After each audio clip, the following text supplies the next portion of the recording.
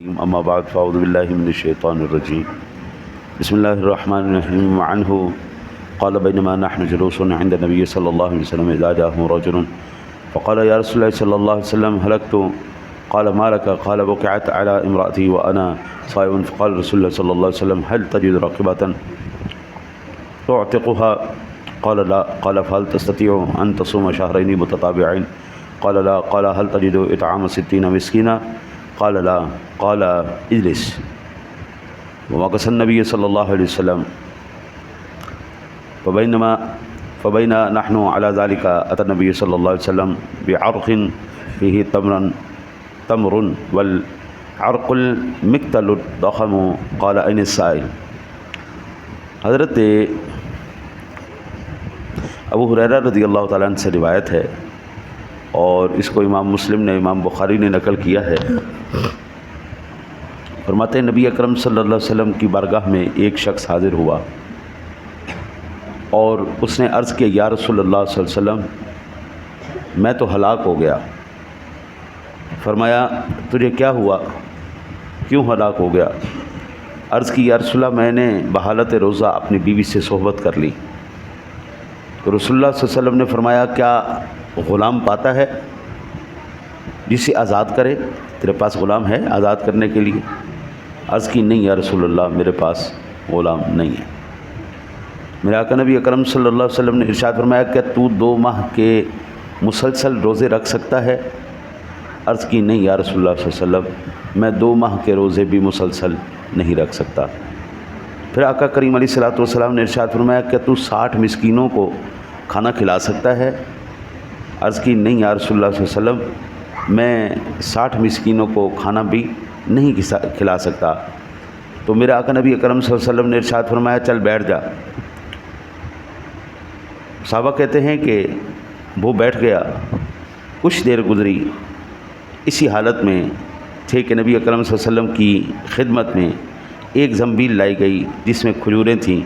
عرق بڑی زنبیل کو کہتے ہیں، عرق ان کا لفظ استعمال ہوا ہے جس میں 15 صاع کھجوریں آ جاتی ہیں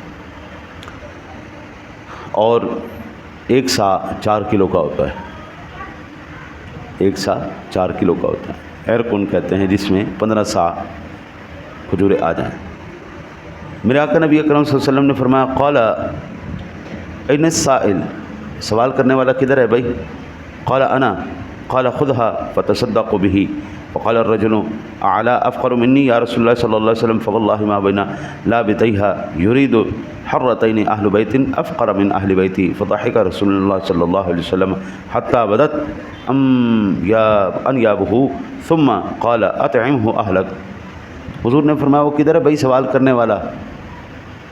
یا رسول اللہ حاضر ہوں. فرمایا یہ کھجوریں اٹھا لو اور یہ غریبوں میں تقسیم کر دو، جو تمہارا کفارہ ادا ہو جائے گا. عرض کرنے لگے یا رسول اللہ یہ جو مدینہ کی 2 وادیاں ہیں نا جی، ان وادیوں کے درمیان مجھ سے زیادہ غریب ہے ہی کوئی نہیں.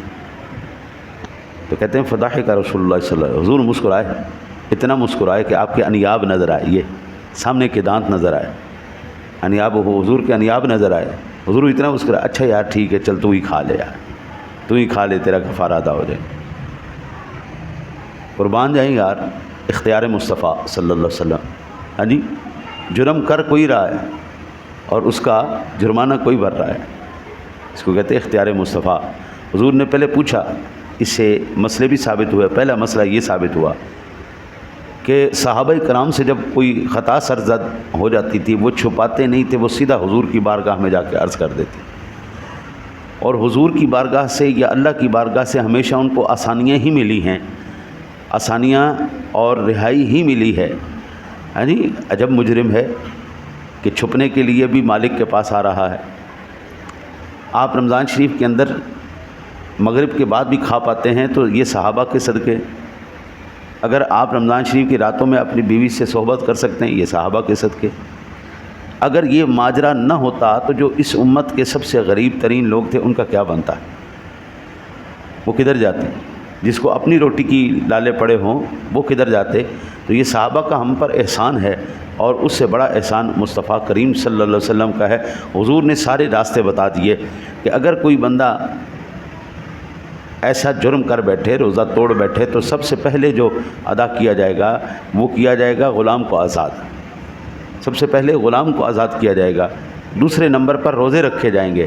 اگر یہ ترتیب اس پہلی وہ نہیں پاتا پھر دوسری پر آئے گا، دوسری اگر اس کی استطاعت نہیں پاتا پھر تیسری پہ آئے گا. تیسری پہ کیا آ رہا ہے؟ 60 مسکینوں کو کھانا کھلانا. 60 مسکینوں کو 2 وقت کا کھانا کھلانا متوسط.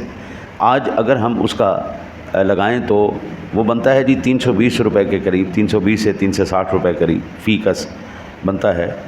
کہ اس میں آدمی کھینچ کھانچ کے 2 وقت کا کھانا کھا لیتا ہے، ورنہ 200 سے 250 روپے ایک وقت کے کھانے پہ لگتا ہے. آپ ہوٹل میں جائیں، آپ کو 200 سے 250 روپے سے کم کھانا نہیں ملے گا. آپ کہنا جی 50 روپے کا سالن دے دو اور 50 کی روٹیاں دے دو، آپ کو نہیں ملیں گی. 100 روپے تو بھول جاؤ. نہیں، 100 روپے کے صرف سالن لینے جائیں تو اگلے نخرے کرتے ہیں. ہاں جی، اب وہ چکر نہیں. تو کم از کم 320 سے 360 روپے ہوں ایک وقت کی. ایک یہ بنتا ہے صدقہ فطر. ہاں جی، اور یہ 60 آپ بنا لیں تو یہ اس کا کفارہ بنے گا. کھانا کھلا سکتا ہے، کھانا کھلا سکے، کھانا نہیں تو پھر ان کی رقم ادا کر سکتا ہے. اگر ایسا بھی نہیں ہے، کھانا بھی نہیں ہے، پیسے بھی نہیں ہے، روزہ بھی نہیں رکھ سکتا اور غلام بھی نہیں ہے، تو بالکل غریب آدمی، فقراء آدمی ہے بالکل، تو پھر اللہ سے توبہ کرے. اللہ جانتا ہے کہ اس بندے کے پاس اپنے کھانے کو کچھ نہیں ہے، یہ میرے راہ پر کیا دے گا. انشاءاللہ زندگی تو میں صبح وہ عرض کروں گا صدقہ فطر کے مسائل. صدقہ فطر بھی اللہ تعالیٰ نے صاحب حیثیت کے اوپر رکھا ہے، صاحب نصاب پر رکھا ہے. جو خود روٹی نہیں کھاتا وہ صدقہ کیا کرے؟ ہاں، کوئی اپنی طرف سے کرتا ہے تو یہ ٹھیک ہے، یہ بھلائی والی بات ہے، لیکن واجب صرف مالک کے نصاب پر، غریب کے لیے نہیں جو روٹی سے ہی بھوکا مرا ہوا ہے. ہاں، یہ یاد رکھیے، فیصلہ آپ نے کرنا ہے. ہمارے گھر کے حالات آپ کو نہیں پتہ، آپ کے حالات آپ کو پتہ ہے. اگر تو آپ کا روٹی پانی اچھا چل رہا ہے تو پھر اللہ کے نام پہ دو، اور اگر آپ بھوکے پیاسے ہیں، آپ کے اپنے گھر کے معاملات نہیں چل رہے، تو پھر اللہ نے آپ سے کوئی ڈیمانڈ نہیں کی. زکوٰۃ کن سے ہے؟ جن کے پاس زائد پڑا ہو. حج کن پہ ہے؟ جن کے پاس مال زائد پڑا ہو. جتنی بھی اسلامی پابندیاں ہیں وہ طاقت رکھنے والوں کے لیے ہے، کمزوروں کے لیے نہیں. یہ صدقہ فطر بھی ہے، یہ کفارے بھی ہیں، یہ ساری چیزیں اس وقت ہیں جب بندے کی اپنی حیثیت ہو. بندے کی اپنی حیثیت ہے کوئی نہیں، وہ اپنی روٹی سے ہی آوازار چل رہا ہے، وہ دوسروں کو روٹی کیا کھلائے گا. اللہ سے دعا ہے اللہ تعالیٰ آپ کو مجھے عمل کرنے کی توفیق عطا فرمائے.